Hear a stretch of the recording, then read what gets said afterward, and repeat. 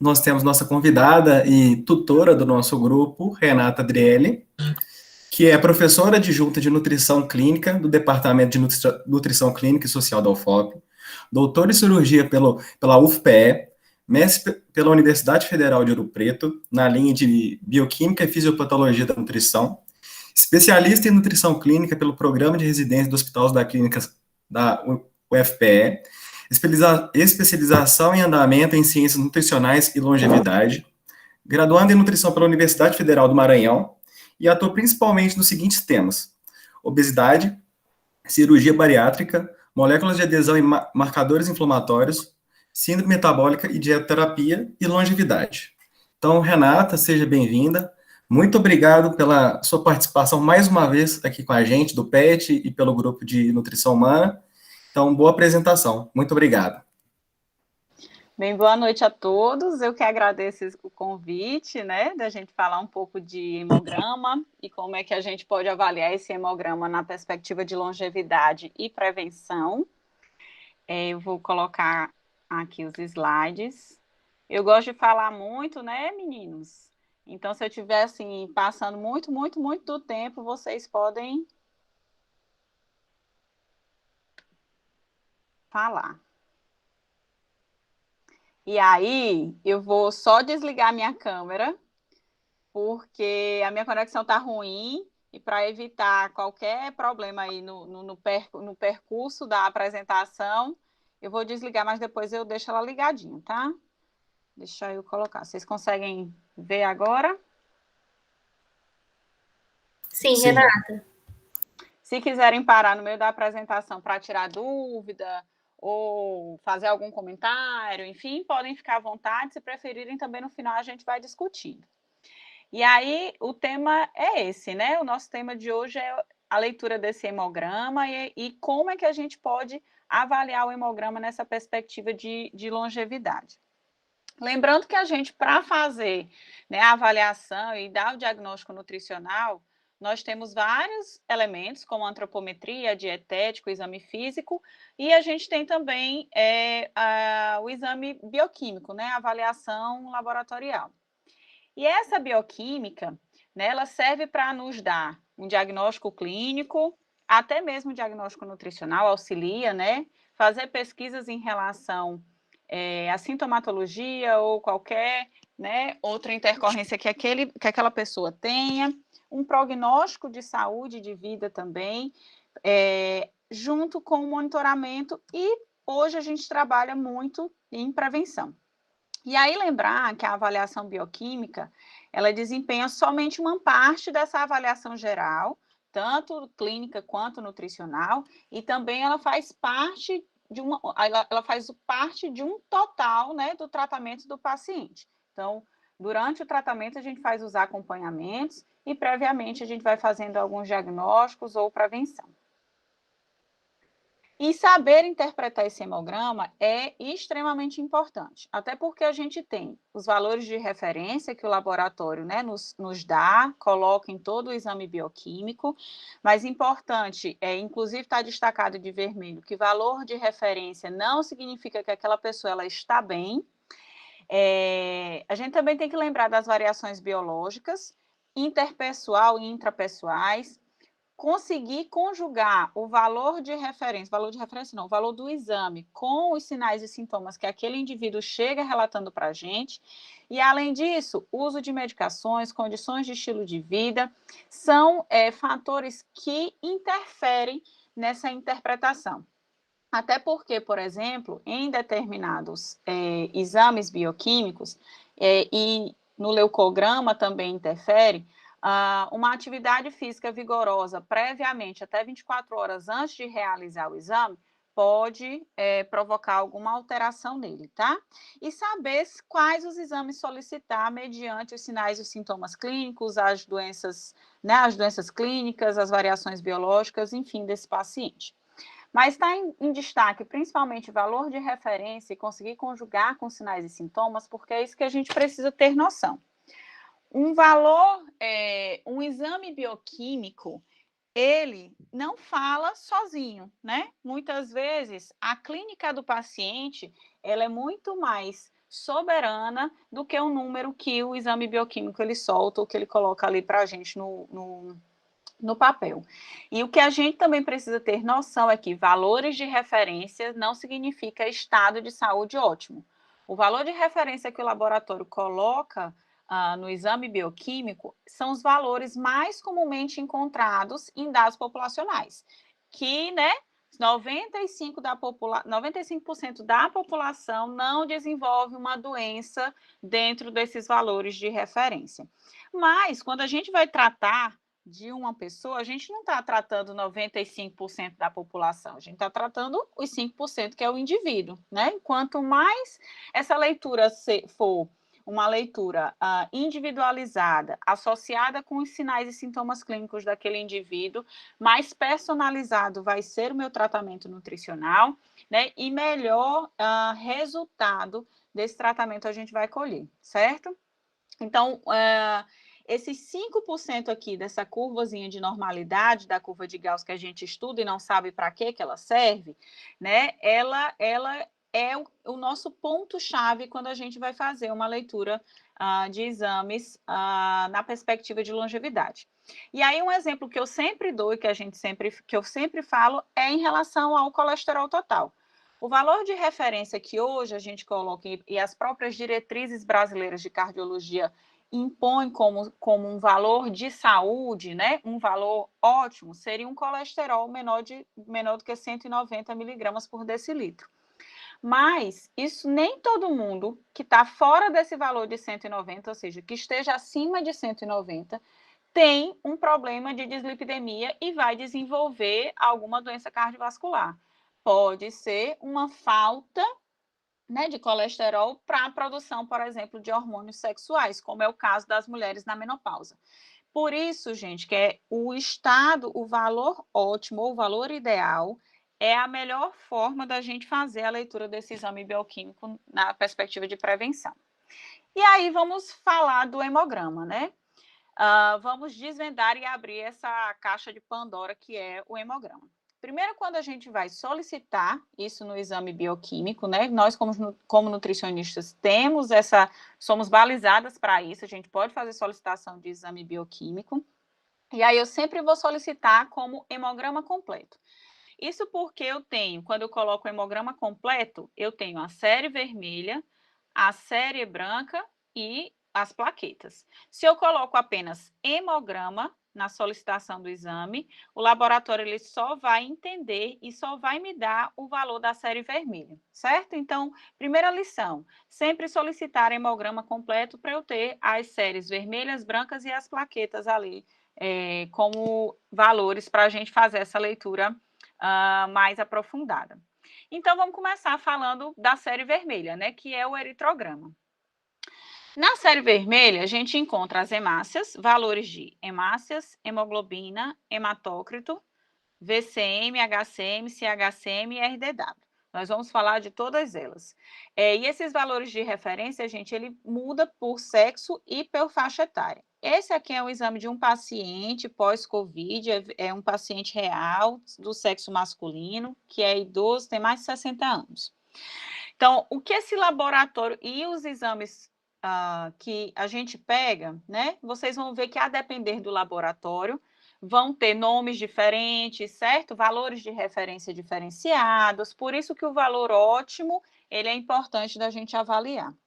Então, o que vai me dizer se há uma presença de uma anemia dentro de um eritrograma na série vermelha é o valor da hemácia, da hemoglobina e do hematócrito. Isso aqui a gente já sabe, essa leitura é o que a gente já faz tradicionalmente. Então, se tiver valores abaixo do valor de referência, que aqui é de 4,5, por exemplo, de 13,6 e de 40, eu sei que esse paciente ele tem uma anemia. Então, a minha avaliação inicial é feita aqui. Existe anemia ou não? Está dentro do valor de referência ou não? Ou esses valores eles estão acima dos valores de referência? Certo? E aí, o que eu quero falar em relação a esses três parâmetros? Primeiro, que a hemácia é o glóbulo vermelho de fato. Então, é a célula, né, que vai ser avaliada inicialmente. E a hemoglobina é quem dá a coloração para esse glóbulo vermelho, certo? Para essa célula. Então, a hemácia é a célula, é o eritrócito. Em alguns laboratórios vocês não vão encontrar a palavra hemácia, vai encontrar a palavra eritrócito. E dentro e embaixo, a avaliação de hemoglobina é em relação à cor dessa hemácia. Só que a hemoglobina, gente, abrindo, né, vendo aqui na nossa tela, ela é uma hemoproteína. Então, o que significa? Que existe um grupamento M, né, ligado a essa proteína. Só que, e lembrando, M, a única coisa que a gente lembra é de ferro M. Por isso que, quando a gente fala que existe uma anemia ferropriva, ou seja, uma anemia por deficiência de ferro, a quantidade de hemoglobina ela vai estar diminuída. E aí, a hemoglobina não é quem dá coloração à hemácia, que é a célula, então é por isso que a gente tem a mucosa hipocorada, né? A gente tem aquela avaliação da nossa avó que puxa aqui pelo olho para ver se está com anemia ou não, né? Se está corado ou não, enfim. Mas eu tenho que lembrar e eu tenho que saber que essa hemoproteína, que é a hemoglobina, ela não é composta apenas de ferro. Ela também é composta de zinco, de cobre, de vitamina B12 e de selênio. Esses são outros cofatores importantes para que eu tenha concentrações adequadas dessa hemoproteína dentro da hemácia. Então, muitas vezes, a gente vai tentar fazer uma correção de uma anemia ferropriva somente com sulfato ferroso e aquela pessoa não responder tão bem a essa suplementação ou essa correção. Isso porque a gente tem que melhorar os outros aspectos dessa hemoproteína. Então, lembrar de colocar, por exemplo, no plano dietético desse indivíduo, alimentos que sejam ricos em zinco, em selênio, em B12 e em cobre. E além das hemácias da hemoglobina, a gente tem os eritrócitos. O eritrócito está em percentual, ele nada mais diz para a gente o conteúdo sólido daquele sangue, certo? Então, basicamente, é uma medida de proporção, tá? Então, se eu tenho uma hemácia baixa com hemoglobina baixa, obviamente o meu hematócrito ele vai estar baixo. E aí, a gente observa, né? Se esses valores estão, hemácia, hemoglobina e hematócrito estão baixos, eu sei que esse indivíduo tem uma anemia. E agora esses outros parâmetros, VCM, HCM, CHCM, que informações é que eles me dão? Eles me dão que tipo de anemia que esse indivíduo ele tem. Então, falando primeiro da VCM, a VCM é o volume corpuscular médio, ou seja, é o volume dessa hemácia, certo? Dessa célula vermelha, desse glóbulo vermelho. Então, ele indica o tamanho da hemácia, o tamanho celular.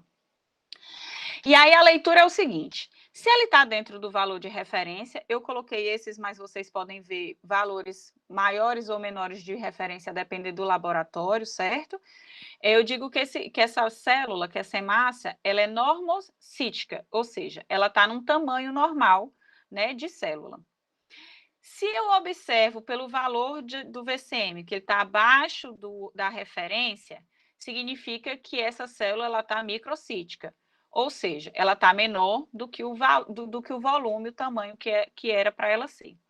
Se o valor de referência, se o valor que soltou nesse exame bioquímico aqui está maior do que o valor de referência, significa que aquela célula está em macrocitose. Ou seja, ela está maior do que o tamanho normal dela. E existem situações de anemia que a gente vai encontrar essa alteração de volume. Então, por exemplo, na anemia ferropriva, a característica dessa célula, dessa hemácia, ela é ser menor do que o tamanho normal. E da anemia megaloblástica ou perniciosa, né, que é por deficiência de B12 ou ácido fólico, ela tem uma característica de ser maior do que o tamanho normal da hemácia. Pulando um pouquinho, aí a gente vai avaliar o HCM, que é a hemoglobina corpuscular média. Lembra, hemoglobina é quem dá coloração. Então, basicamente, é a coloração média de todas as hemoglobinas, né? Aliás, é a média de hemoglobina de todas as hemácias que foram coletadas. Então, isso aqui é como se eu tivesse pego todas as células e tivesse vendo a média de hemoproteína, que é a hemoglobina, dentro dessas células no total. E aí eu também tenho a mesma interpretação, tá, gente? Mas lembra que a hemoglobina dá cor. Então, eu vou falar de coloração da célula. Se tiver dentro do valor de referência, ela está normocrômica, ou seja, de coloração adequada, as nossas mucosas estão de coloração avermelhada, rosinha, bonitinha. Se está abaixo do valor de referência, significa que existe uma hipocromia, ou seja, tenho pouca hemoglobina dentro daquela quantidade de hemácia. É característica também de uma anemia ferropriva. E quando ela está acima do valor de referência, em se tratando de média de hemoglobina nas hemácias, para a gente não tem tanto significado clínico. Mas, quando eu vou avaliar o CHCM, que é a concentração de hemoglobina corpuscular média, esse CHCM, ele tem sim um significado clínico para a gente, porque ele avalia a quantidade de hemoglobina dentro de uma hemácia só. O outro, o HCM, avaliava a quantidade de hemoglobina em todas as hemácias. Então, isso para a gente não vai ter tanto significado clínico se der valores acima do referencial. Mas dentro de uma hemácia, isso tem um significado clínico importante. Então, também vai falar de coloração, tá? A mesma coisa, abaixo do valor de referência, hipocromia, acima do valor de referência, hipercromia.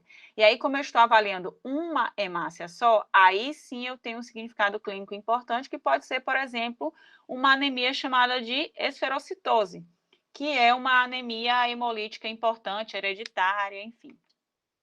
Então, ó, aqui em cima, os 3 primeiros me dizem se eu tenho uma anemia ou não, e os 3 em seguida vai me falar qual é o tipo de anemia que eu tenho.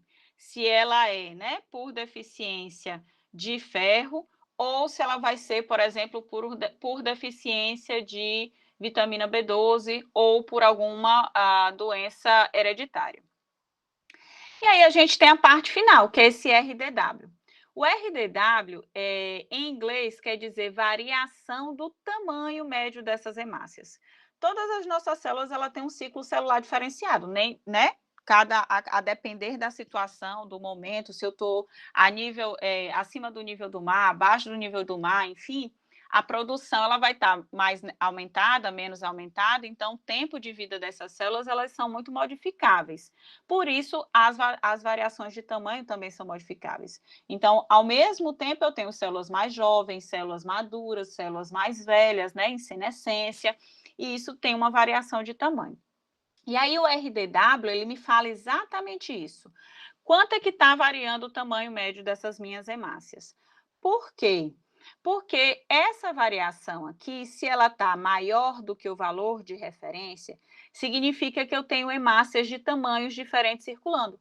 E isso pode dizer para a gente que é um problema de morfologia da célula, né? E isso é chamado clinicamente de anisocitose. Esse nomezinho aqui, ele sai lá na interpretação do eritrograma, tá? Geralmente o laboratório ele fala qual é a característica da célula. Então, quando eu tenho esses valores de RDW acima do valor de referência, significa que essas células estão de tamanhos muito diferentes e que isso pode provocar, isso pode ser um problema morfológico, até mesmo por deficiência de algum micronutriente, em especial na carência de ferro, mas também na deficiência de B12, isso pode acontecer, certo? Então, o RDW aumentado, ele é comum na anemia ferropriva. E aí, o que pode causar essa anisocitose além dessa deficiência de ferro, né? Essas alterações de tamanho celular? Olhem aqui, eu tenho uma célula de um tamanho, uma célula muito maior, uma célula mais madura, né? Então, aqui na imagem dá para a gente perceber que existe uma variação muito grande de tamanho celular. O próprio estresse oxidativo por qualquer doença pode levar a essa anisocitose, hipertensão, dislipidemia, obesidade, por aumento de citocinas pró-inflamatórias, alimentação, né, deficiente, isso pode ser por ferro, B12, mas lembra que a gente falou de zinco, selênio, tá? Vitamina B2, outros fatores também podem, outros nutrientes também podem causar essa anisocitose. Em especial, a citocina pró-inflamatória, ela leva essa alteração de tamanho porque as citocinas elas acabam interagindo com a eritropoetina e acaba reduzindo a produção das hemácias e o tamanho dessas hemácias. O que é a eritropoetina? É um hormônio que é produzido a nível renal, que vai estimular a medula óssea na produção dessas células nesses glóbulos vermelhos. E aí, gente, ele suprime a maturação do eritrócito também, essas citocinas pró-inflamatórias. Então, elas acabam caindo na circulação, né, na corrente sanguínea de tamanhos variados, mais imaturas, né, de tamanho maior, né, mais maduras, do tamanho normal que é para ser, e aí a gente acaba aumentando essa variação e provocando esse aumento de percentual do RDW. E o que é interessante de falar do RDW? Que o RDW, ele prevê mortalidade tanto em pacientes hospitalizados quanto na população geral por todas as causas. Então, quanto maior o RDW, maior, né, as chances ou os riscos de mortalidade, certo? E aí, para paciente hospitalizado, a gente fala por doença arterial coronariana, insuficiência cardíaca, um AVC, por infarto agudo, né, do miocárdio, por trauma, até por fratura de quadril. Então, às vezes, aquele idoso caiu da própria altura, quebrou o quadril, foi internado porque precisa, né, operar, fazer uma cirurgia. E esse RDW mais aumentado já dá um alerta de que é um paciente, apesar de ter sido o motivo ter sido uma fratura, ele tem um risco mais aumentado de mortalidade e a gente precisa ter um cuidado em especial, né, com aquele idoso, certo? Então, o RDW, além dele me falar de alteração morfológica do tamanho celular, ele prevê essa mortalidade porque deixa o sangue mais viscoso, né? O sangue ele fica mais grosso, então até para a passagem da periferia do sangue fica comprometido. E aí, outro estudo também falando, e a pergunta que ele faz, quem vem primeiro, né, o ovo ou a galinha, em relação a essa alteração de RDW e desordens cardiovasculares? O que acontece foi isso que eu comentei com vocês. Quanto maior o RDW, né, com a presença da anisocitose, significa que esse sangue ele aumenta a viscosidade e o fluxo sanguíneo ele fica prejudicado em se tratando de microcirculação. Então, isso pode promover tanto uma isquemia quanto trombose.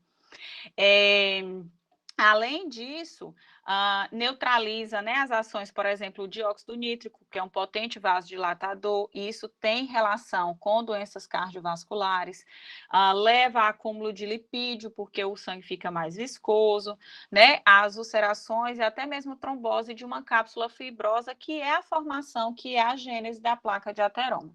E aí esse estudo, ele fala que para cada 1%, cada aumento de 1% do RDW, aumenta a morte por todas as causas em até 22%. Então, para vocês verem que o RDW ele não pode ficar ali esquecido, né? A gente tem que abrir ali o olhar para esse parâmetro. E aí, quando a gente avalia essa primeira parte, esse eritrograma, a gente classifica as anemias, porque são, né, hemácia, hemoglobina e hematócritos abaixo dos valores de referência. E a gente tem anemias por todas as causas, por várias causas, seja elas carenciais, que é o nosso principal tema, né? Que aí elas têm características microcíticas, ou seja, o volume está menor.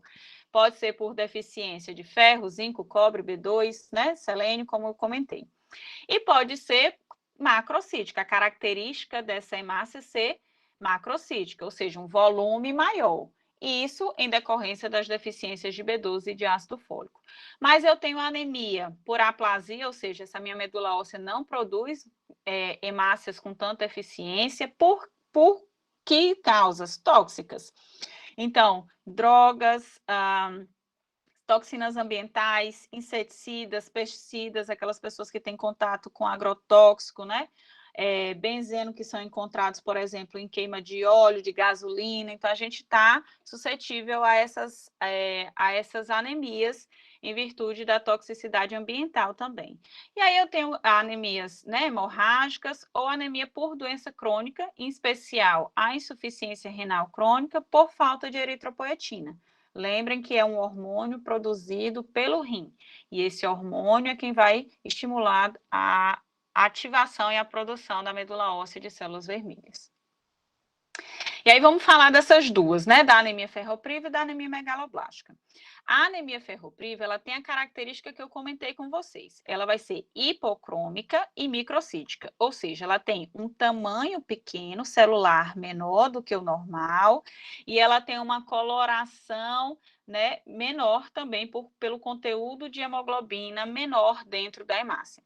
Então, todos os nossos parâmetros vão estar baixos. Hemácia, hemoglobina, hematócrito, VCM, HCM, CHCM. E o RDW vai estar aumentado, certo? Essa é a característica da anemia ferropriva. Só que isso é estudo recente. Para que a anemia ferropriva, e a gente já sabe disso, só a confirmação aqui recentemente na Lancet.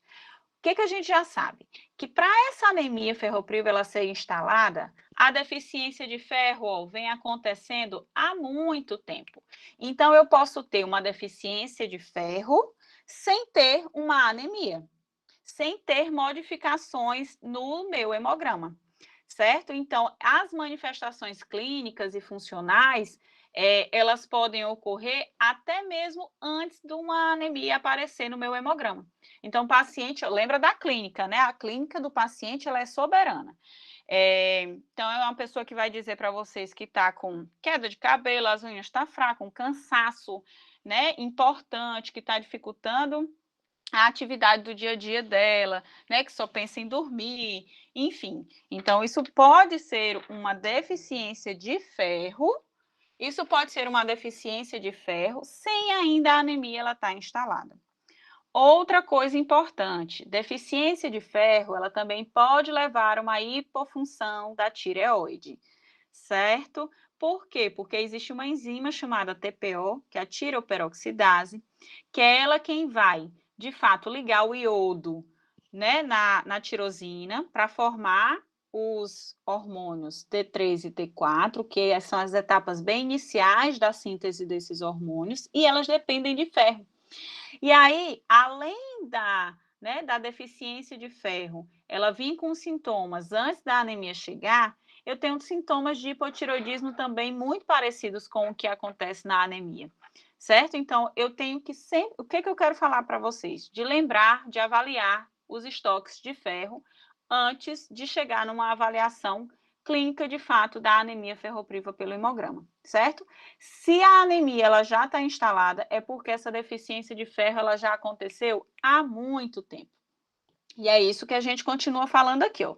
Nesse primeiro status de ferro, né, a funcionalidade, o transporte, o armazenamento desse ferro, ele está todo normal. E aí, olha, com o tempo, o primeiro estágio até chegar na modificação do hemograma é diminuição da ferritina, para depois diminuir, né, a saturação de ferritina, da transferrina e aumentar a transferrina, que é quem transporta o ferro, para no estágio 3, bem mais avançado de ferro, numa deficiência de ferro muito mais importante e acentuada, é que a anemia ela vai acontecer. Então, a anemia ferropriva, ela é uma consequência da diminuição dos estoques de ferro daquele indivíduo.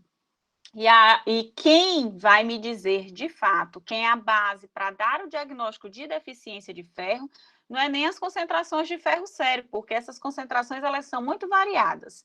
Quem mais me dá essa base fidedigna, né, que é mais eficiente para o diagnóstico, é a ferritina, porque a ferritina é a proteína que vai armazenar o ferro, certo? Então, muitas vezes o que pode acontecer? Meus valores de hemácia, hematócrito e hemoglobina dentro da normalidade, o paciente falando que está bastante cansado e com queda de cabelo e unhas quebradiças, e aí quando eu vou olhar para o meu estoque de ferro pela ferritina, ela está baixa, certo? Então, ou seja, ele está nos estágios iniciais até com a consequência final, que é a anemia. E aí eu falei de 3 coisas importantes, da transferrina, que é a proteína plasmática que transporta esse ferro para os tecidos. Geralmente na anemia ferropriva ela vai estar aumentada, porque é em relação à proporção, tá? De deficiência. Então significa que eu tenho muito transporte para pouco transportado. Então, eu tenho muita transferrina, porque isso é produzido no fígado, mas o estoque de ferro está baixo, né? Então, em proporção, a transferrina ela aumenta numa anemia ferropriva. E a gente tem aqui os valores de referência. No ferro sérico, né? Elas, quando eu tenho uma anemia ferropriva, como eu disse para vocês no slide anterior, ele vai estar baixo. E aí sim eu tenho uma relação direta com a anemia, certo? Então, lembrando, estoques de baixo ferro, a consequência disso, mais severa, vai ser a anemia ferropriva sendo diagnosticada pelo hemograma. E essa absorção desse ferro, ele depende muito do balanço. Então, por exemplo, isso é regulado pela quantidade de ferro que eu tenho ali a nível de sangue. Então, se eu tenho baixo estoque de ferro, a minha absorção intestinal do pouco ferro que aquele indivíduo consome vai ser melhor. Se eu tenho concentrações adequadas ou até aumentadas de ferro, quando eu consumo ferro na alimentação, a absorção vai ser menor, tá? O percentual de absorção é menor.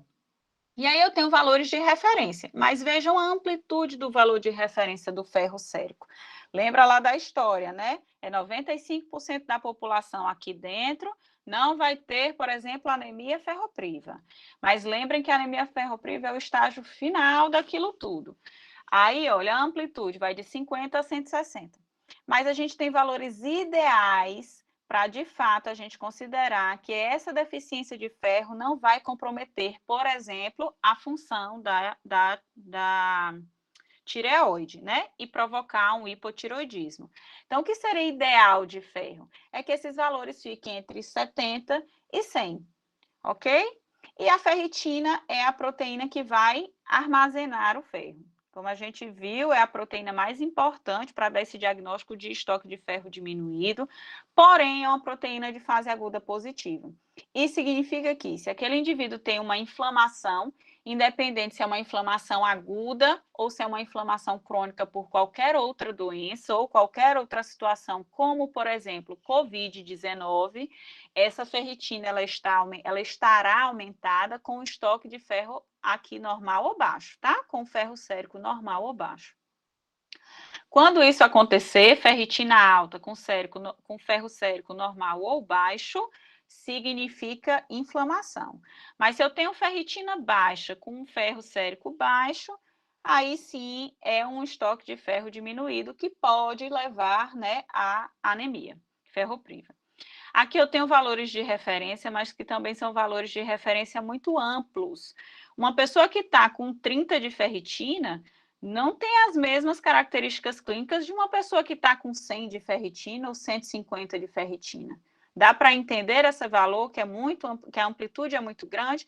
Então, a gente tem valores que são considerados ideais para que o estoque de ferro seja ideal e eu não comprometa esses meus estoques. O ideal é que essa ferritina ela fique entre 60 a 100. É aceitável, por exemplo, mulheres, porque tem, né, o período menstrual e sangra todo mês, ter uma ferritina de 40. Aí os estoques de ferro estão dentro, né, basicamente da normalidade. É aceitável, certo? Mas o ideal é que fique ali pelo menos em 60. Valores de ferritina acima de 150, sem modificação de ferro, sem o ferro estar alto, significa inflamação por qualquer causa. E aqui é o que os estudos mostram, certo? Que a ferritina ela tem total relação com o aumento, uma ferritina aumentada tem relação com o aumento de risco para doenças cardiovasculares e aterosclerose, assim como o evento do infarto agudo do miocárdio. Mas outras situações, outras causas podem aumentar a ferritina sem sobrecarregar ferro. Doenças hepáticas, que aí já que é o local de produção da ferritina mesmo, o abuso de álcool que acaba comprometendo a função hepática, mas olha que coisas interessantes. Obesidade e síndrome metabólica são doenças pró-inflamatórias, né, com aumento de citocinas inflamatórias que elevam essa ferritina sem elevar os estoques de ferro. Assim como insuficiência renal, condições inflamatórias agudas ou crônicas, e uma coisa importante que a gente está vendo muito hoje, os níveis, né, níveis elevados de ferritina em situação de COVID e pós-COVID. E o que os estudos mostram aqui, quanto maiores os valores de ferritina, pior o desfecho do paciente com o Covid-19. E a gente vê no hospital mesmo valores de 2.000, 3.000 de ferritina com o desfecho de mortalidade para pessoas com Covid-19. Esse paciente, esse valor de ferritina aqui que eu trouxe para vocês é do mesmo paciente do hemograma, certo? Então, ele é pós-Covid, 3 meses pós-Covid. Olha o valor da ferritina dele. Os estoques de ferro dele estavam dentro da normalidade. Então, isso me fala de sobrecarga de citocinas inflamatórias e de um processo inflamatório que ainda está acontecendo. Mas cuidado, nós falamos de anemia ferropriva e a gente vê que na anemia ferropriva o ferro sérico está diminuído, a ferritina, que é quem armazena o ferro, está diminuído, e a transferrina, quem transporta esse ferro, vai estar aumentado, porque é em proporção que é que é feito esse exame. Mas eu posso ter anemia por doenças crônicas. Ou seja, meus estoques de ferro, ou eles estão normais ou diminuídos, com a ferritina geralmente aumentada, certo?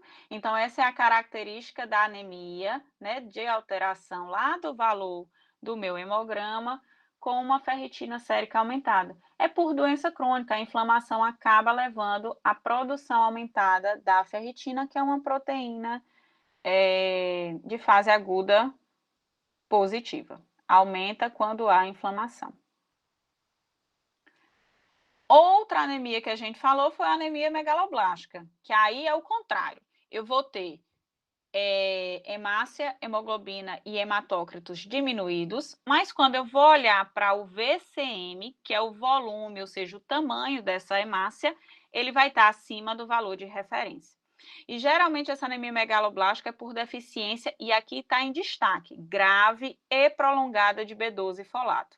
Isso quer dizer que mesmo esse paciente com a B12 abaixo do valor de referência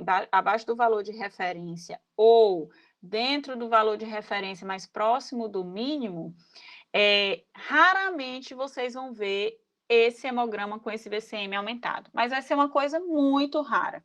Indivíduos que não fizeram, por exemplo, uma cirurgia bariátrica, mesmo eu com deficiência de ferro, de B12 ou de ácido fólico, esse VCM ele não vai aumentar.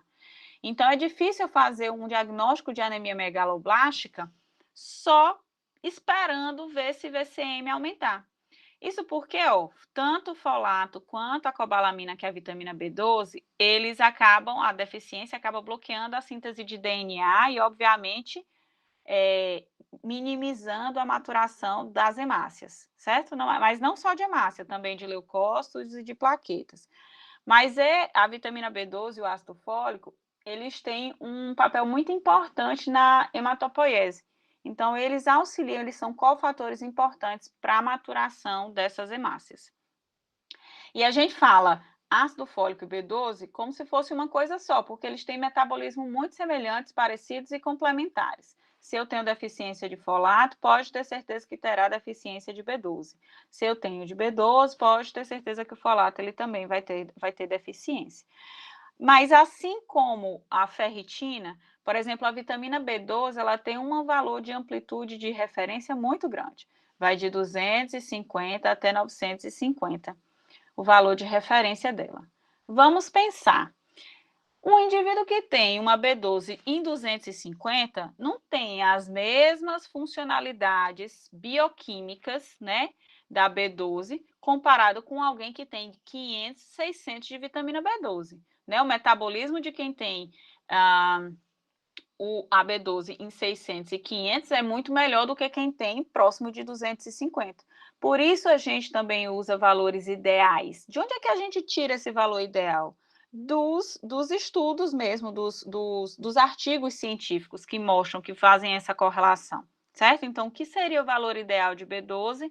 Entre 400 e 500. Aí sim, eu tenho uma ampla funcionalidade dessa vitamina B12 sem provocar nenhuma doença, como, por exemplo, uma anemia megaloblástica. Assim como o folato, também o ideal é que seja ali próximo de 17 ou acima de 17.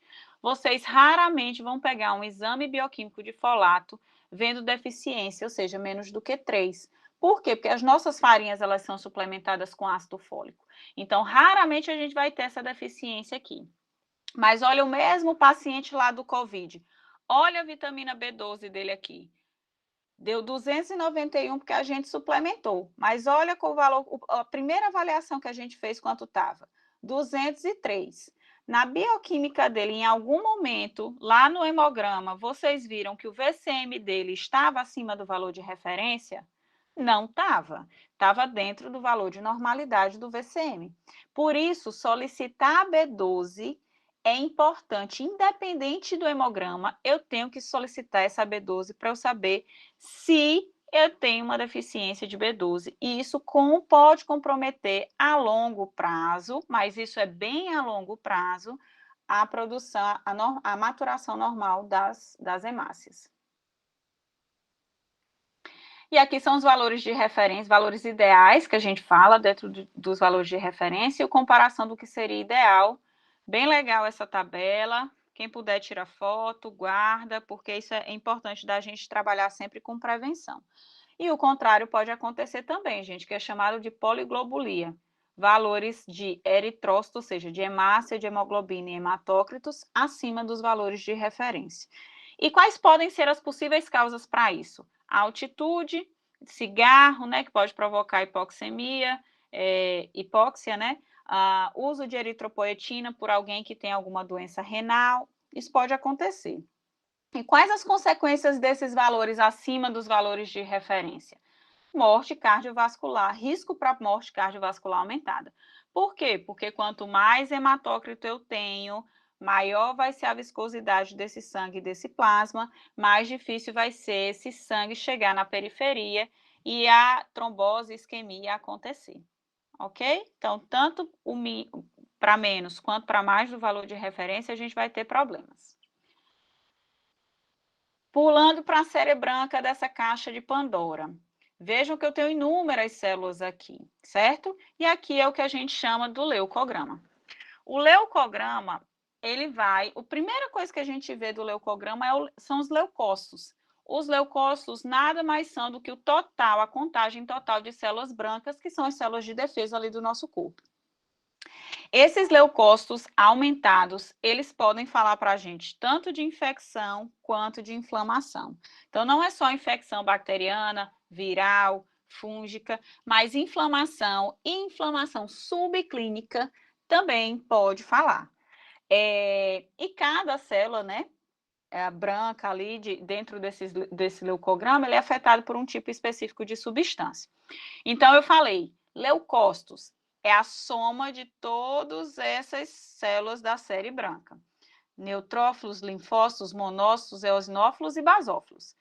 E aí a gente sabe que neutrófilo ele vai ser muito mais acionado em infecções agudas, geralmente bacterianas ou fúngicas. Os linfócitos está mais relacionado com infecções virais.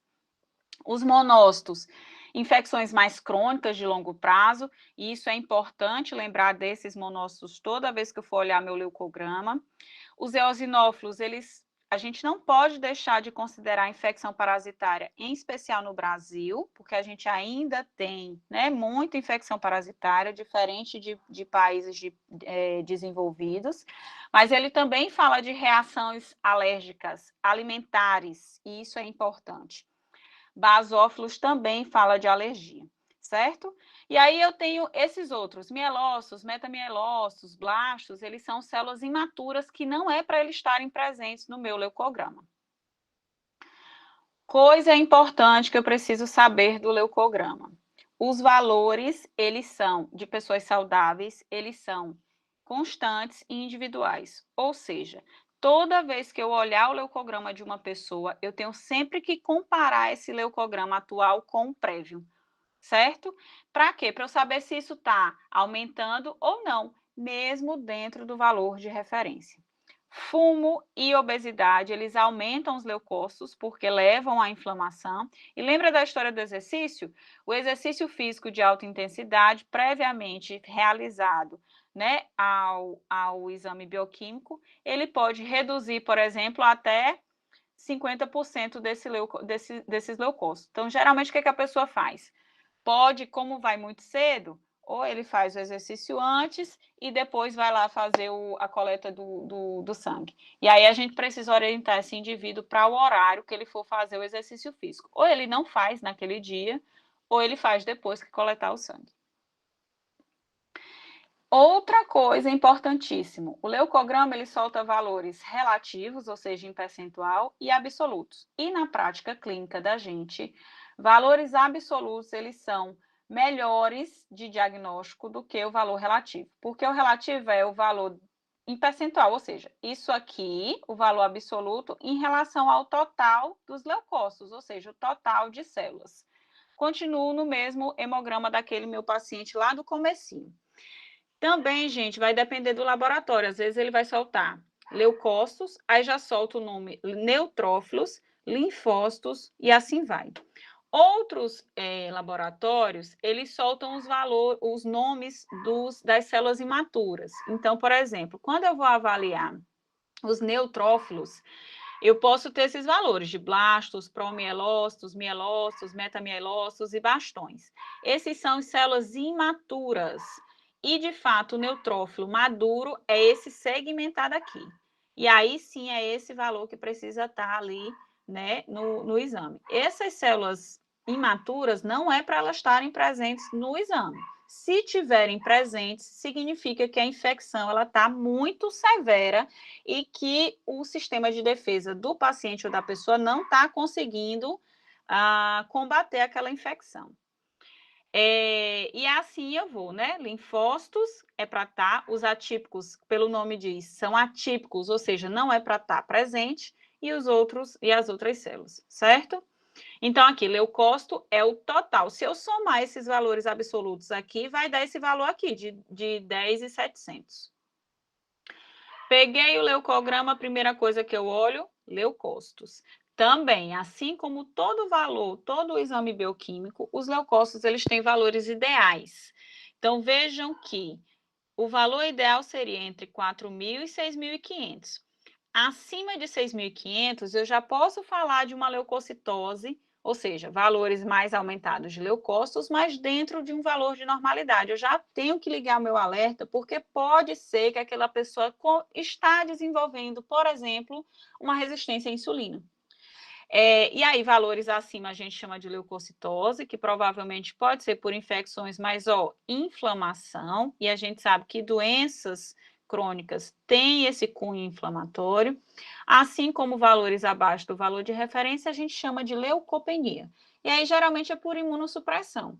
Mas uma coisa importante, eu posso ter leucopenia em exposições, como inseticidas, como eu já disse para vocês, os benzenos, metais pesados como alumínio, chumbo, mercúrio, níquel. Onde é que a gente encontra esses metais pesados? Desodorante com componente de alumínio. O nosso perfume pode ser o Jequiti, como pode ser Dolce & Gabbana, vai ter metal pesado. Maquiagem também tem metal pesado, porque a gente quer maior durabilidade da maquiagem. Então, a gente está exposto a isso o tempo inteiro. Por isso que toda vez que eu for avaliar o leucócito desse indivíduo, eu tenho sempre que comparar com o antes dele, para saber como é que está se comportando, se está aumentando ou se está diminuindo, para a gente tentar achar essa causa. E aí, o que os estudos já mostram da leucocitose? Quanto maior os valores de leucócitos, maiores os riscos cardiovasculares. Assim como esse trabalho mostra que quanto maior os valores de leucócitos, né, a antropometria, então, medidas mais aumentadas, como IMC, circunferência abdominal, gordura corporal, está associado com leucocitose. Ou seja, maior essas medidas associadas de obesidade, de síndrome metabólica, maior são os valores de leucócitos, e olha que coisa importante, dentro da faixa fisiológica, ou seja, dentro do valor de referência que o laboratório me diz que seria para 95% da população não adoecer. Então, por isso que eu comparo ele com ele mesmo o tempo inteiro.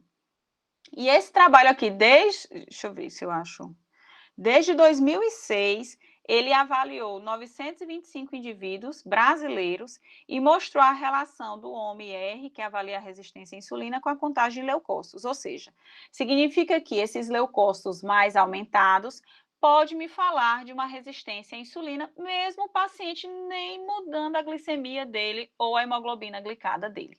Então, vejam que um leucograma, ele diz muito mais do que infecção. E aí, dos leucos, a gente tem, né, as células, os neutrófilos, neutrofilia acima de 7.500, ou seja, muita infecção, geralmente é causado por infecções, e neutropenia, que são aqueles, né, valores abaixo de 1.500, que pode ser causado por antibióticos, anti-inflamatórios, tratamentos imunodepressivos, como o tratamento da AIDS ou da quimioterapia, enfim. E os neutrófilos, geralmente eles são responsáveis por 70% desses leucócitos. Então, eles são os que têm maior quantidade aqui, quando a gente vai avaliar por onde é que está aumentado esse leucócito, certo? Geralmente, o neutrófilo, ele é por uma infecção bacteriana. E aí, a gente tem, né, os linfócitos, que são os responsáveis por combater as infecções geralmente virais. Lembrando que o ataque do linfócito, ele é mais específico, então ele vai falar para a gente de imunidade adaptativa. Então, mas ele não consegue diferenciar se é linfócito T ou linfócito B, ele dá uma contagem total desses linfócitos. Valores, né? Obviamente, acima do valor de referência, que é 4.800, eu vou ter uma linfocitose e uma linfocitopenia, ele vai estar com valores menores que 1.500, e aí pode ser em situações, por exemplo, de uso de cortisol excessivo, de corticosteroides, enfim. A gente também pode se deparar nessas situações em pacientes que fazem, por exemplo, tratamento a imunossupressores ou até mesmo imunomoduladores, como nas doenças autoimunes. E aí eu tenho duas informações muito interessantes que podem me auxiliar e falar um pouquinho mais, né? Se eu pego o valor de neutrófilo e divido pelo linfócito, o valor que der, ele pode me falar de resistência à insulina, de função renal comprometida, principalmente em pacientes diabéticos, mas também pode estar associado a concentrações de citocinas pró-inflamatórias, de progressão de doença cardiovascular, de severidade dessa doença aterosclerótica, pode ser valor preditivo de infarto agudo do miocárdio ou até mesmo de morte cardiovascular. Então, é uma forma simples que a gente tem de avaliar um estado inflamatório, em especial de doenças cardiovasculares. E aí a gente usa esse valor como 2,4 seria um valor normal. Um risco aumentado para essas predições seria valores acima de 3. E aí, passando para as outras células, a gente fala de monócitos. Lembra que eu falei do monócito, né, como uma inflamação crônica ou até mesmo uma infecção crônica? Esses monócitos, eles são as células apresentadoras de antígeno, é a nossa primeira defesa. É aquele que está responsável, que está presente na imunidade inata. Então, chega um antígeno, seja um processo inflamatório ou até mesmo um antígeno vindo de inalação ou porque eu consumi, né, algum alimento que é mais alergênico, uma das primeiras células que vão avaliar o conteúdo proteico daquele antígeno vai ser o monócito. E aí, valores acima de 800, a gente já fala de monocitose. Ou seja, está relacionado com a evolução de doenças crônicas e aquelas que são difíceis de fazer essa recuperação, como, por exemplo, a tuberculose. Então, pacientes com tuberculose estarão com esses monócitos aumentados. Mas pacientes, por exemplo, com doenças autoimunes, doenças inflamatórias intestinais, também têm esses valores mais aumentados. E olha que coisa importante a dietética ali alterando a quantidade de monócito. Excesso de sal eleva monócito na corrente sanguínea, porque o sal ele é um componente dietético altamente pró-inflamatório. E isso é crônico, né? Porque quem tem um paladar e quem tem esse costume para excesso de sal faz isso há muito tempo. E a monocitopenia ela pode acontecer em casos de quimioterapia, leucemia, estresse, infecções de pele também pode levar a essa redução de monócitos. Esse trabalho é muito legal, muito interessante, porque desde 2006 ele considera que a monocitose ele é um marcador de risco independente para doenças arteriais coronarianas. Ou seja, aquele processo todo de formação de placa de ateroma, ele pode estar acontecendo, gente, e o paciente sem sintomas, e a gente pode conseguir identificar isso pelo hemograma, tá? Dos parâmetros que a gente pode avaliar. E nesse trabalho ele coloca que monócitos acima de 500 não precisa ser uma monocitose acima de 800, que é o valor de referência. Acima de 500, ele já foi um marcador de risco independente para doenças coronarianas. Então, olha, monócito acima de 500, liga o alerta que pode ser formação de placa de ateroma ali ou alteração de perfil lipídico. Isso aqui é só para a gente lembrar, né, do processo de formação da placa de ateroma. Quem vai estar lá para tentar neutralizar a oxidação da LDL, né, que vai ser a principal, uma dos principais fatores que vão levar à formação, acúmulo e formação de placa de ateroma, é o monócito. Aí, a partir disso, ele vai se maturar em macrófago para tentar destruir essa LDL oxidada. Por isso que ele tem total relação com as doenças coronarianas.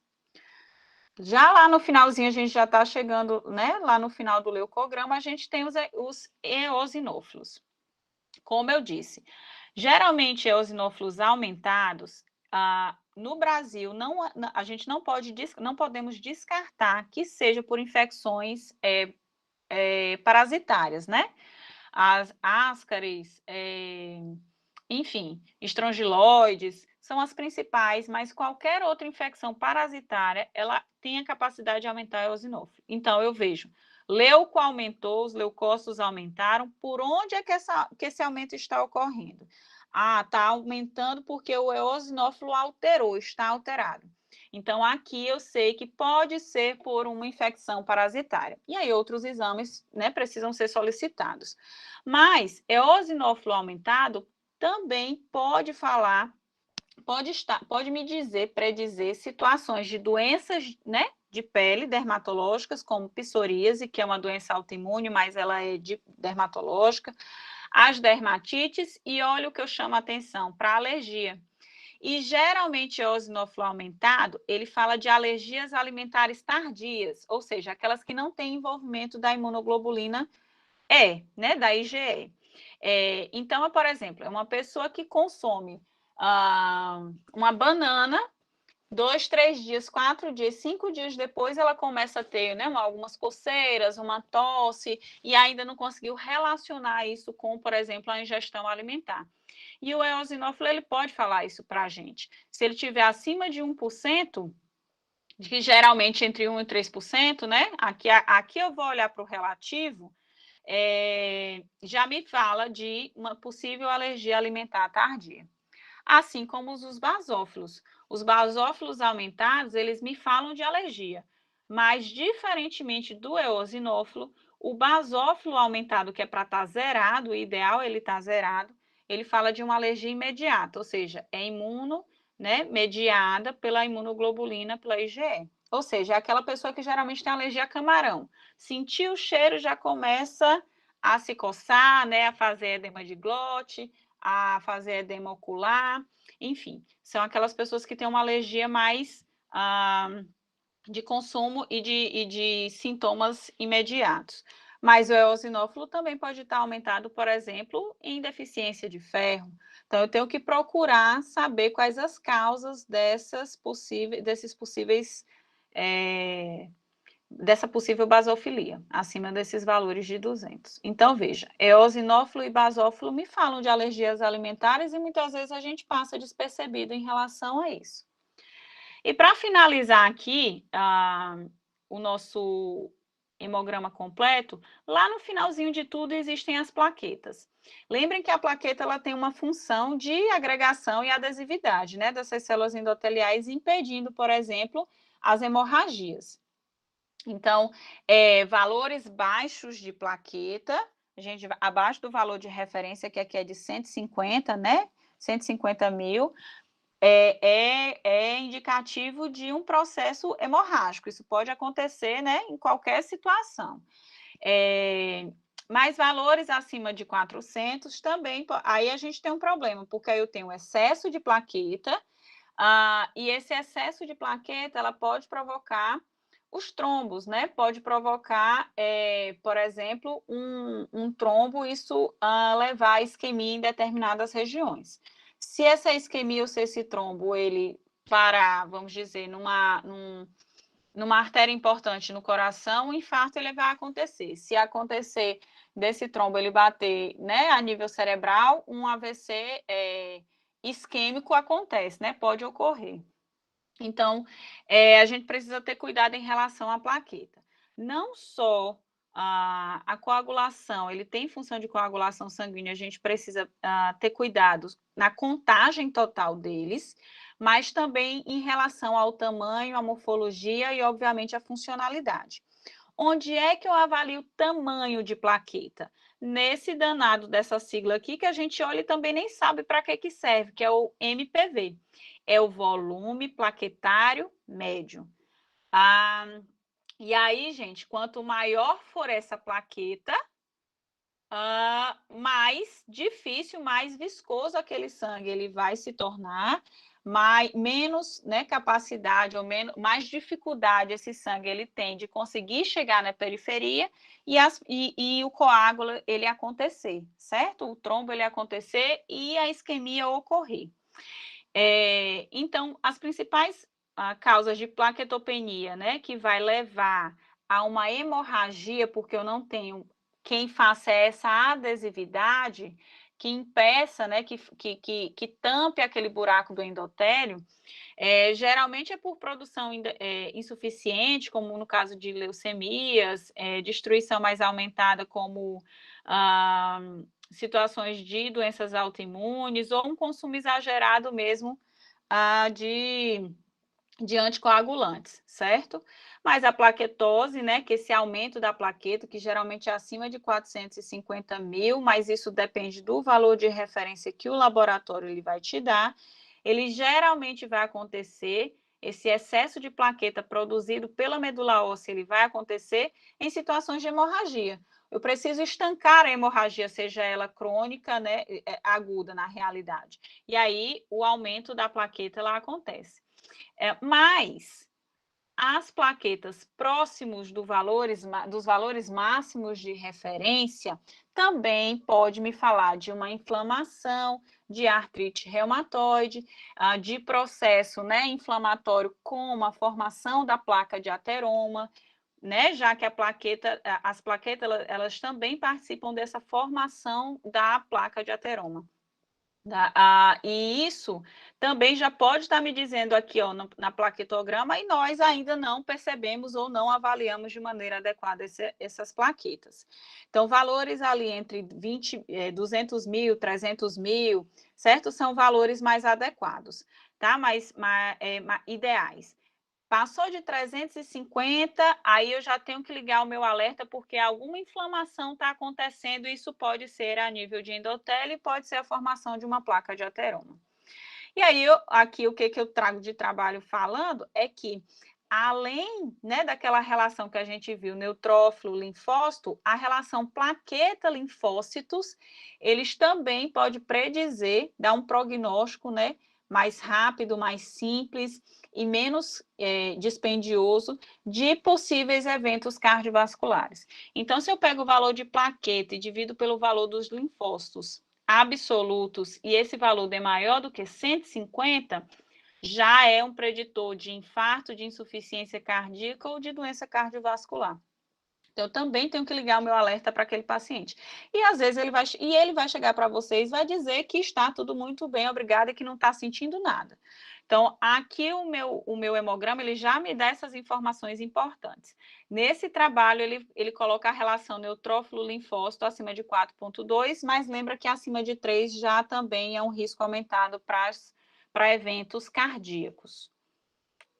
E o VPM, né, que é a última análise, ou MPV, que é a última análise que a gente vai fazer, ele vai falar do tamanho dessa minha plaqueta. Como eu disse, plaquetas muito grandes, o grânulo fica mais denso, o sangue fica mais viscoso, fica mais difícil de chegar sangue, oxigênio na periferia, e eventos, né, isquêmicos podem ocorrer com maior facilidade. O valor de referência vai de 7 a 10 e tem alguns laboratórios que soltam a amplitude do diâmetro, ou seja, quanto isso aqui equivale, né? Esse tamanho dessa célula equivale à quantidade de plaquetas que tem ali presentes, que deram, né, no resultado. Valores de entre 8% a 10% é o que a gente considera como ideal, porque aí sim a plaqueta, além dela estar no número adequado, ela está num tamanho mais adequado. E que interpretação eu posso ter a nível de longevidade, de prevenção desse MPV ou VPM? É que ele pode ser um possível novo biomarcador de aterotrombose ou um biomarcador, né, um novo marcador para pacientes com doenças cardiovasculares. Então, até a última frase, o último análise desse meu hemograma, ele diz muita coisa. O meu hemograma completo, ele me diz muita coisa. E aí, só para a gente finalizar, eu trago um caso clínico para vocês, para a gente fazer essa avaliação desse hemograma completo. Diferentemente daqueles outros valores que eu vinha trazendo, que eram justamente de um paciente homem, né, que já teve Covid, ou o valor de plaqueta dele já está muito próximo de 400 mil, que era o valor de referência do exame. De fato, ele é hipertenso, enfim, ele já tem um histórico importante para as doenças cardiovasculares. Eu tenho uma mulher de 33 anos, então ela é jovem, tem síndrome do ovário policístico, que é uma doença inflamatória, com síndrome de Sjögren, que é uma doença autoimune, que também, doenças autoimunes têm caráter inflamatório, e além disso ela tem sobrepeso. Aí, fazendo essa anamnese, né, com essa paciente, ela tinha um histórico familiar de doença cardiovascular, né, de infarto agudo do miocárdio e de doenças renais crônicas na família. E aí eu peguei coisas importantes que a gente se falou hoje. O hemograma completo, certo? Olha como o laboratório soltou essa informação. Foi bem diferente do aquele outro paciente. Então, como eu disse, isso vai depender de qual laboratório, né? Mas as análises são as mesmas. E eu peguei o valor de ferritina. Então, lembrando que ela é uma mulher, né? E que esse valor de ferritina, olha a amplitude da mulher. Valor de referência para o laboratório, ele diz que é normal ter uma ferritina entre 11 e 306. E aí essa mulher, ela teve, né, um valor de ferritina de 46,6. A gente não tem valor de ferro sérico dela, mas tinha de ferritina. Lembra que aceitável é 45 e tolerável até 40. Então, aqui, vamos supor que os estoques de ferro dela, né, estejam normais. E que essa ferritina, como não está acima de 150, ela não vai falar de inflamação. Tá? Aí, então, estoque de ferro, ok. Vamos ver como é que está o hemograma dela, então. Hemácias, hematócrito, aqui. Hemoglobina, ali também muito dentro do valor de referência para a mulher, mas e os valores de VCM, HCM e CHCM estão todos dentro da normalidade.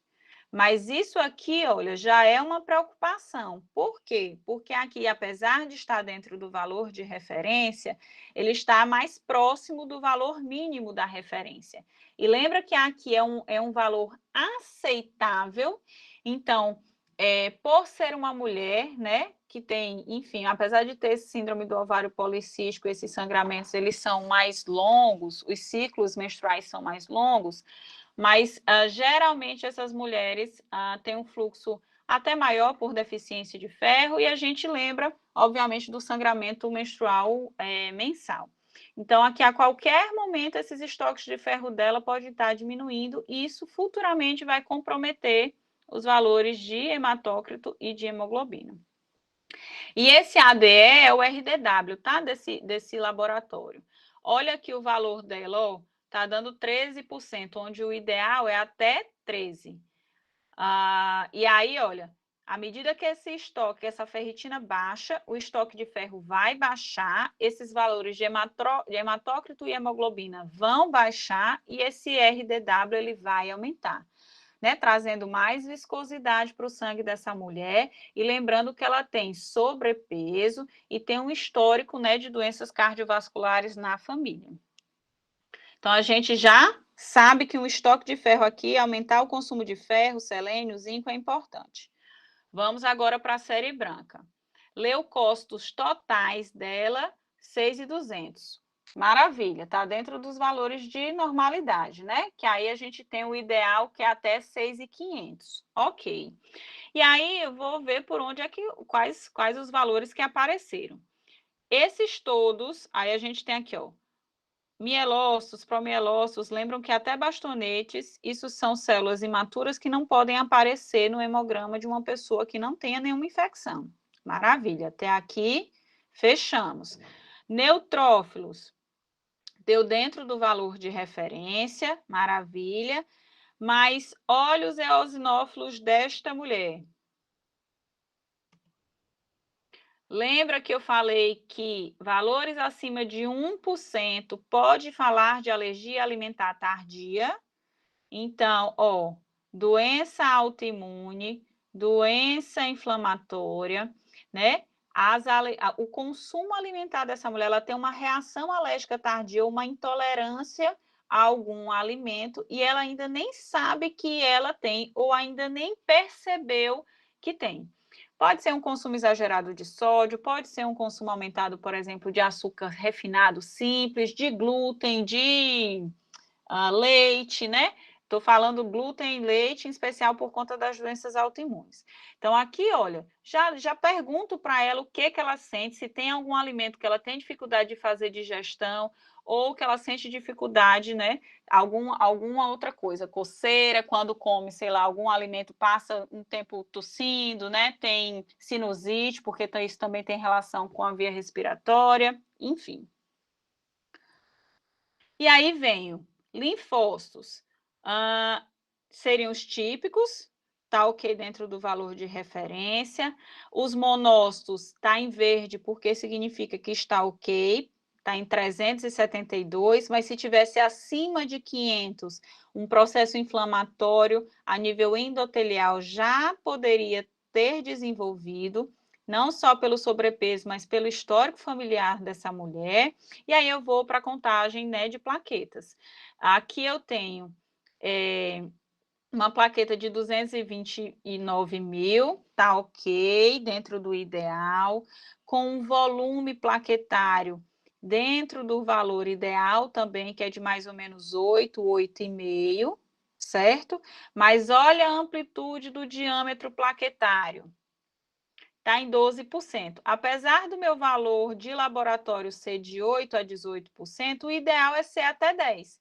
Então, olha, um cuidado em relação ao tamanho dessas plaquetas, porque isso pode deixar o sangue dela mais viscoso, né? A alergia alimentar contribui ainda mais para essa inflamação, né? E uma necessidade aumentada, às vezes, até de monócito, que até então está normal, e esse leucócito ele aumentar numa próxima consulta que a gente fizer, se porventura ela não fizer o tratamento, né, nutricional ou fazer modificação de estilo de vida. Então, ó, toda vez que eu pegar o próximo exame dessa mulher, eu vou comparar o próximo exame com esse leucócito de 6.200 e essas alterações aqui que eu já percebi que ocorreram e que podem ocorrer futuramente, certo? Então, vejam. Aí, ó, vamos lá. Ainda tem duas coisas legais aqui para ver. Eu posso pegar, fazer as relações neutrófilo-linfócito. Então, eu pego o valor do neutrófilo, que é esse aqui, de 4.216, e divido pelo valor dos linfócitos, que foi 1.426. Esse valor deu 2,95.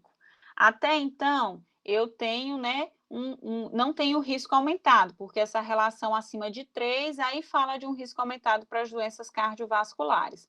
Mas olha o valor que está bem próximo, né? E se eu pegar o valor das plaquetas e dividir por linfócitos, aí já deu acima do valor de referência, que é 150. Está dando 160. E aí lembra da história, né, de eventos cardiovasculares. E eu começo a fazer junção das coisas, né? Mesmo a minha plaqueta estando aqui dentro do valor de referência, mas o diâmetro e a amplitude dessa plaqueta não está muito interessante, está mais aumentado e pode deixar esse sangue mais viscoso, né? E o que me confirma isso aqui de uma possível, um risco mais aumentado para doenças cardiovasculares futuras ou alterações futuras, essa relação plaqueta-linfócito, e lembrar do histórico familiar dessa paciente com a história clínica dela também de sobrepeso e de SOP, que também tem relação com doenças cardiovasculares futuras. Então, vejam que esse hemograma, ele não me dá apenas uma presença de anemia ou não, né? Ou se essa pessoa está gripada ou não, teve uma infecção aguda ou não, né? Ela também me dá muito mais informações de inflamação crônica e de inflamação crônica, né, subclínica, de um indivíduo que tenha uma doença crônica não transmissível, ou então que ele pode desenvolver, por exemplo, uma resistência à insulina, se ele não tem algo tão notório como uma obesidade ou uma hipertensão ou outra doença associada. Certo, gente? Então, toda vez que vocês tiverem alterações como essas, que falem de inflamação, e eu vejo que a pessoa não tem nenhuma doença crônica ali, pode ir atrás de uma possível resistência à insulina, porque a resistência à insulina é uma outra base das outras doenças crônicas e duelo entre essas doenças crônicas. E é isso, eu acho que eu falei demais. Passei do meu tempo, bem muito.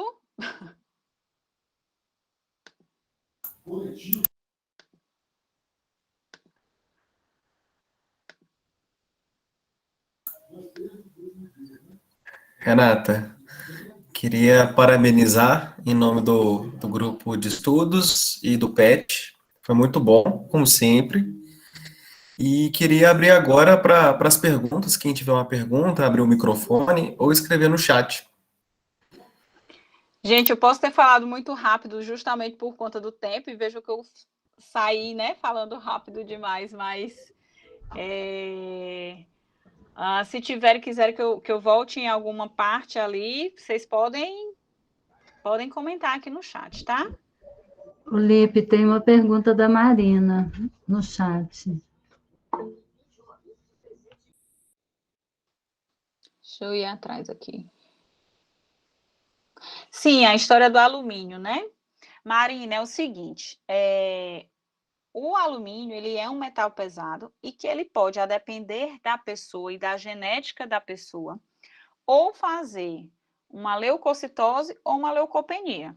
Vai depender desse histórico. Geralmente, é feita uma leucocitose, e esse aumento de leucócitos é dentro do valor de referência. Não é a ponto da gente achar que aquele indivíduo está passando por um processo infeccioso. Então, lembra que o ideal dos leucócitos é até 6.500? Acima disso, a gente considera um normal alto. Então, já é para ter um pouco de atenção ao estilo de vida daquele indivíduo de uma maneira geral. E a gente tem alumínio na maquiagem, a gente tem alumínio no perfume, a gente tem alumínio no desodorante. Então, a gente está exposto a esse metal pesado, não só esse, como outros metais pesados, como níquel, chumbo, mercúrio, né? Constantemente, certo? Se eu não tenho um fígado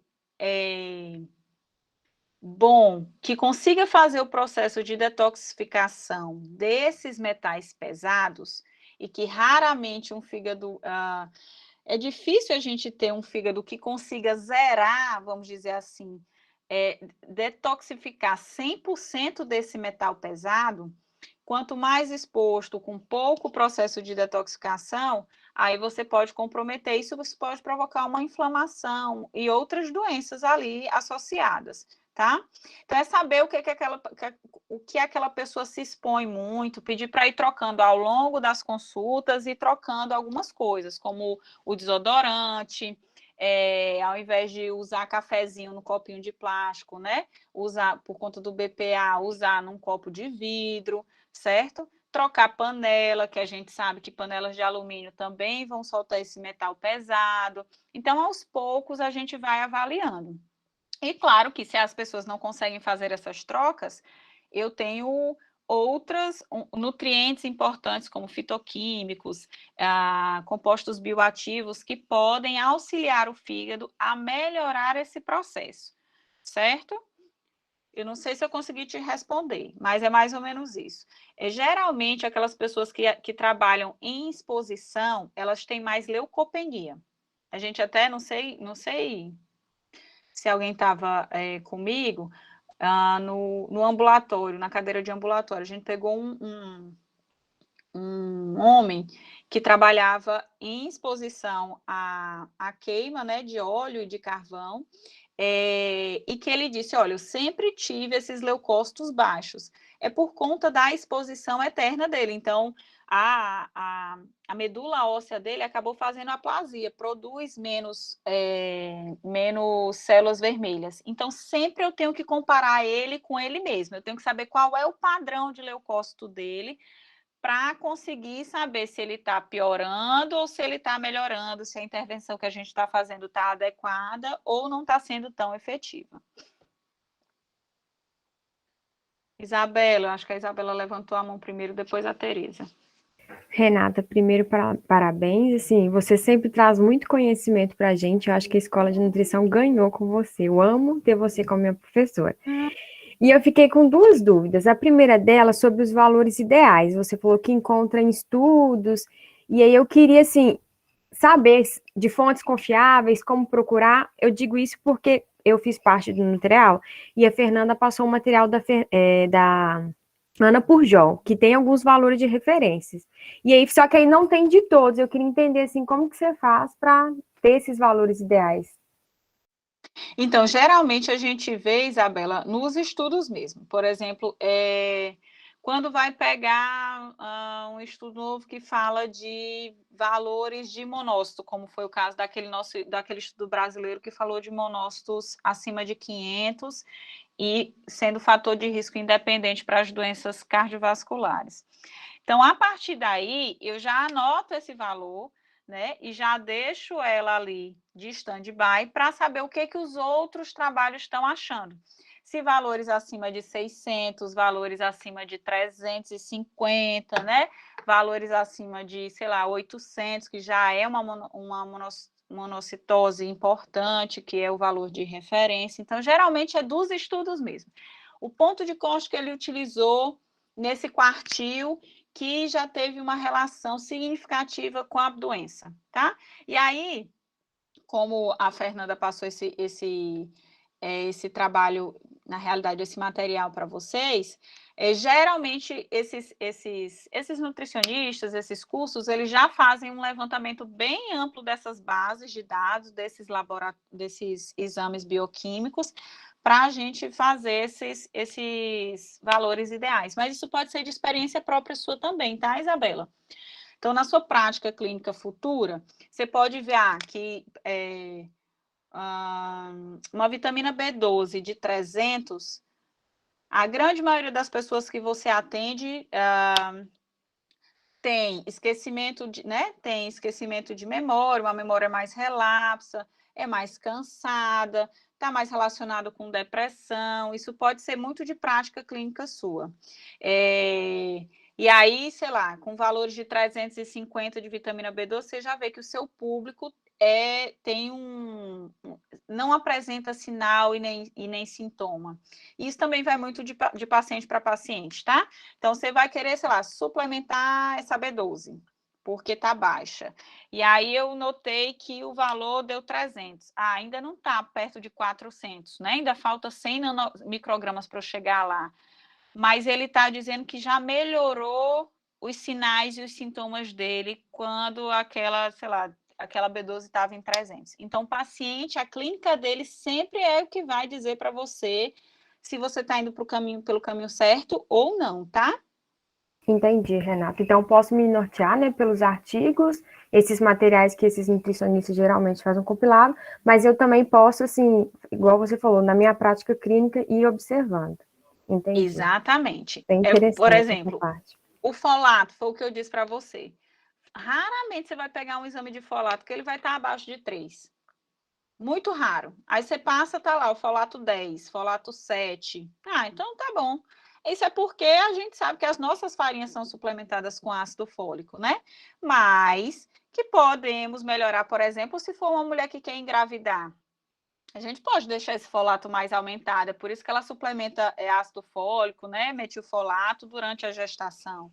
Então, eu tenho que preparar a mulher para a gestação também. Então, já sei que só 10 nanogramas não vai dar certo. Talvez eu aumentando, talvez não, eu aumentando fica melhor para a mãe e para o feto. E aí eu já faço essas prévias, sabe? Entendi. Tá ok. E a outra dúvida, Renata, é em relação aos eosinófilos, né? Que diz muito sobre alergia, que é aquela alergia subclínica. E aí eu fiquei pensando, por exemplo, a pessoa ela tem esses valores altos, geralmente nos exames aparecem altos e ela não consegue identificar. Aí como que seria para a gente, como nutricionista, ajudar a identificar isso? Por exemplo, ela não sabe identificar esse alimento que causa uma tosse ou uma coceira. Como que seria isso na prática clínica? Aí o que você vai fazer? Pedir para ela observar, porque antes ela não sabia dessa possibilidade. Então agora ela já entendeu que existe a possibilidade. E aí ela ir avaliando aos poucos, tá? Então hoje ela comeu, sei lá, uma banana. A gente já norteia para aqueles alimentos que são potencialmente alergênicos. Frutos do mar, castanhas, né? Amendoim, banana, abacaxi, já vai fazendo. Ou então, se ela comeu e sentiu que tem uma digestão ruim, que ficou ruminando, passou a tarde inteira lembrando do que comeu na hora do almoço, por exemplo, é pedir para ela identificar o que foi que ela comeu no almoço, anotar e observar nas próximas vezes. Ou então, se já tem pessoas, por exemplo, com uma doença celíaca, a gente já sabe que é trigo, né? Que é glúten na realidade. Nós tiramos o glúten total dessa pessoa e o eosinófilo dela continua ali, acima de 2, 3%. É é um outro alimento que ela nem sabia que poderia ter essa sensibilidade, que está deixando essa inflamação ali presente e, né, contribuindo para uma saúde mais dificultada dela, com o processo, com essas inflamações respiratórias ou dificuldades respiratórias. E aí a gente faz a exclusão dos alimentos potencialmente alergênicos de uma maneira geral e pede para ela ir introduzindo um por um a cada 3 dias. Então, vamos, sei lá, tirar o camarão. Tira camarão, tira tudo que é alergênico. Hoje você vai reintroduzir o camarão. Pronto, sentiu alguma coisa nos próximos 3 dias? Não, beleza, então não é o camarão. Vamos para o amendoim. Sentiu o quê? Um desconforto. Eu produzi muitas gases, comecei a tossir, tive refluxo. Refluxo é outra coisa que está em total ligação com essas intolerâncias alimentares e a gente não consegue ligar o NOPRO. Mas geralmente a pessoa fala de refluxo após o consumo de alimentos que levam maiores intolerâncias. Então, tira tudo que é potencialmente alergênico e pede para ela reintroduzindo uma por uma a cada 3 dias e observar. Entendi, Renata. E uma outra coisa é quando a pessoa tem muito, não é espinha, é mais uma reação alérgica aqui perto do queixo. Está relacionado a essas alergias subclínicas? Pode ser Um quadro já desenvolvendo. Um quadro, exatamente, de intolerância. Tá? E Entendi. geralmente, se for mais dermatológico, tem muito a ver com leite, tenta tirar o leite. dermatológico e respiratório tem muita relação com o leite. Aí ou diminui as exposições de leite e derivados, ou realmente tirar, observa por uma semana e reintroduz aos poucos, aí você consegue notar. Mas geralmente dermatológico e respiratório tem relação com leite, tá? Ok, dúvidas sanadas. Muito obrigada, Renata. De nada. Bom, Renato, primeiro eu te parabenizar, acho que nem precisa falar, né? O tanto que foi maravilhoso. Aí, eu só queria, você vai rir de mim, porque Pode falar. eu peguei um exame meu aqui, e tô que acompanho aqui. Aí, sabe, eu achei muito interessante, porque o meu exame está hemograma completo. No entanto, ele não traz, mas eu não sei também se você saberia dizer, pode ser diferença de laboratório, e eu fiquei pensando se isso seria permitido, sabe? Porque ele está com o hemograma completo, mas ele só traz, assim, plaquetas, acabou. Não traz aquelas informações do volume plaquetário médio, da amplitude do diâmetro que você mostrou, aí eu fiquei curiosa. Geralmente é o laboratório mesmo, Tereza. Laboratórios que são mais, vamos dizer assim, sofisticados, eles já soltam esses valores. Laboratórios que são menos sofisticados ou que têm menos tecnologia nessas avaliações, aí eles soltam só o básico mesmo, plaqueta, né? Sem soltar uma informação a mais. E aí, no leucograma também, eu não achei meus neutrófilos. Tá como segmentado? Tu consegue achar essa Ah, sim, essa é isso que eu fiquei pensando. Eu falei, se eu perdi o sinônimo, a Isso. referência. Ou ele solta, os mais basiquinhos solta o nome neutrófilo, Ou e é aí segmentado. à medida que ele vai, né, aumentando a tecnologia, ele vai soltando. Aí o segmentado é a mesma coisa que o neutrófilo. Pois é, eu queria te falar que eu achei fantástico. Assim, fui tentando acompanhar aqui o máximo, fazendo uma análise que eu confesso que eu fiz esses exames em fevereiro e não levei para a médica. Mas que bom. Minha gente chegar em casa, vocês pegam de alguém de casa e vai fazendo, vai treinando aí também. Eu ia fazer os meus cálculos aqui das relações, tá? Mas não deu tempo, não, porque eu tinha que prestar atenção. Depois eu vou fazer. Mas aqui, uma reivindicação, porque eu achei maravilhoso, adorei. Eu acho, né, que, nossa, é um aprofundamento muito, muito importante, né? Aprendi muito, preciso aprender mais. E aí vem a minha reivindicação pessoal, da glicose, da hemoglobina glicada, das melhores interpretações, que é o meu drama, tá? Aí é o meu drama pessoal. E existe mesmo, tá, Tereza? As melhores interpretações dela. Da Pois glicemia, da hemoglobina glicada. Então, eu já estou fazendo a reivindicação, porque eu tenho um sério problema com isso, tá, Renata? Então, a gente faz uma parte 2, né, gente? Se você quiser, você pode pegar meus exames, tá? Eu quero. Aqui, mas é isso. Muito obrigada, tá? Eu achei fantástico. Adorei mesmo. Você está de parabéns, os meninos também. E vocês não acham, né, gente? A Renata já é uma petiana, né? Eu já me considero, viu? Mesmo não sendo considerada, mas eu me considero. Suas contribuições são maravilhosas. Eu ia deixar até para falar isso no final, mas eu já vou aproveitar, né, que eu estou aqui mesmo.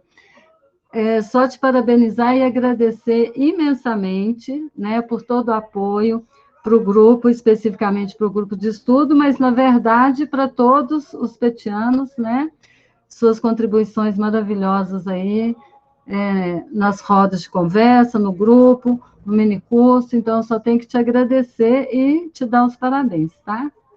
Eu que agradeço, Tereza, vocês terem me abraçado na minha chegada, né?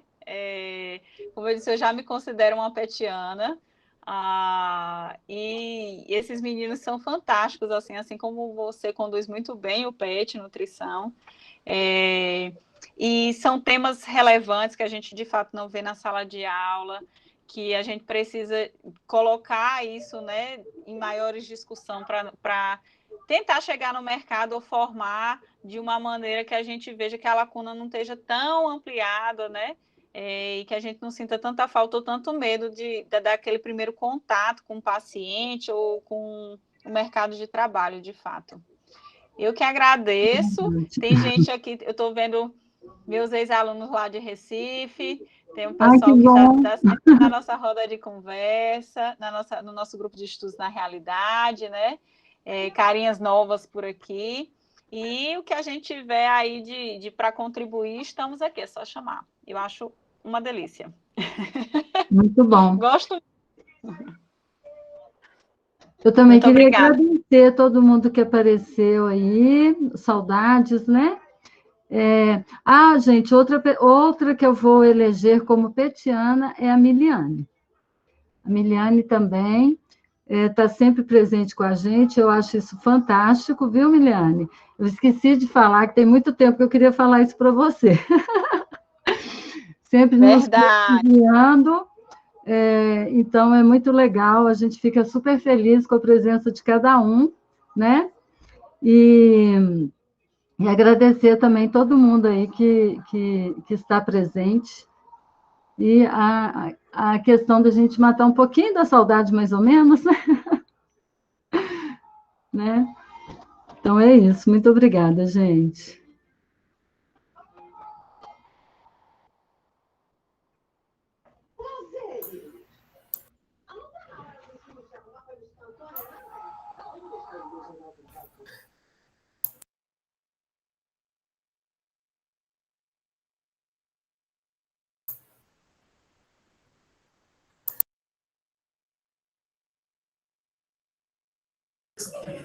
Obrigada pela presença, pessoal. Até a próxima. Boa noite. Obrigada. Obrigada, meninos. Aí eu ia mexer com a Isabela, ela foi embora, né? A Juliana já chegou colocando um café com pão e nutrição. Muito bem, eu gosto assim. Escuta a gente lá, gente. Sai o episódio